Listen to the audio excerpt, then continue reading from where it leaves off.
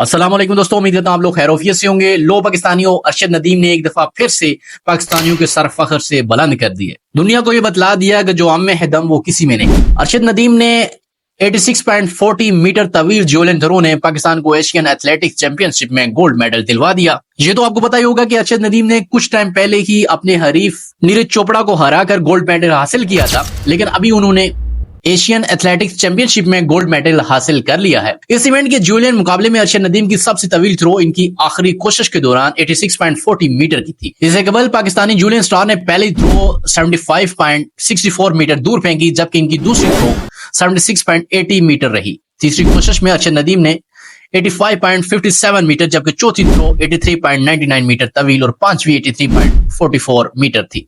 अरशद नदीम ने आज से पहले कभी भी एशियन एथलेटिक्स चैंपियनशिप में कोई मेडल हासिल नहीं किया था।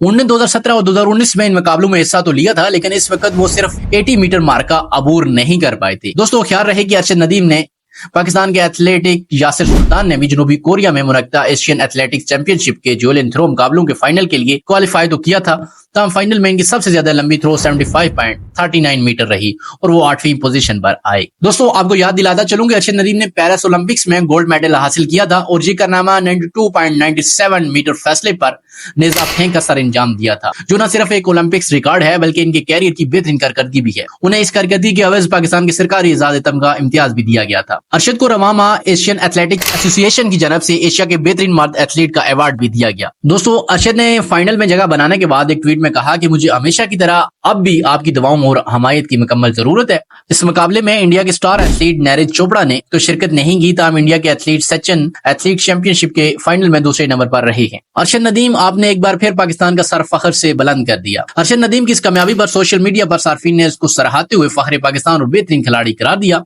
एफ नामी एक सारफ ने लिखा कि अरशद नदीम को देखकर अंदाजा होता है कि वो कितने पुरअज़्म है और वो बेहतर से बेहतर होने के लिए कितने बेचैन है। दोस्तों, अब एक मुख्तसर सी नजर दौड़ाते हैं अरशद नदीम कौन है। दोस्तों, अरशद नदीम पाकिस्तान के 40 बरस बाद ओलंपिक्स में जैवलिन थ्रो मुकाबलों में गोल्ड मेडल जीतने वाले स्टार एथलीट अरशद नदीम का तल्लुक मियां चन्नू के नवाई गांव चेक नंबर 101 से है। अरशद नदीम ने गुज़श्ता बरस पेरिस ओलंपिक्स में 92.97 मीटर की थ्रो के साथ न सिर्फ जैवलिन फाइनल जीता बल्कि ओलंपिक्स में 2008 में कायम किया गया रिकॉर्ड भी तोड़ा। दोस्तों, जब वो गुज़श्ता बरस तलाई तमगा जीतने के बाद लाहौर एयरपोर्ट पर पहुंचे तो ये यकीनन एक मुनफरिद लम्हा था कि पाकिस्तान में किसी एथलीट की वापसी का बेसब्री से इंतजार किया जा रहा था। इसके बाद इनके अपने गांव मियां चन्नू में भी वल्हाना इस्तकबाल किया गया। दोस्तों, ये वही अरशद नदीम है जिनका सफर मियां चन्नू के छोटे से घास वाले मैदान से शुरू हुआ, जो इन्हें इंटरनेशनल मुकाबलों में तक ले गया और फिर वो पाकिस्तान के स्टार एथलीट बने। उन्होंने बहुत ज्यादा नाम कमाया और आज वो शोहरत की बुलंदियों को छू रहे हैं। दोस्तों, इस बात में तो कोई शक नहीं कि पाकिस्तान में टैलेंट की कोई कमी नहीं है।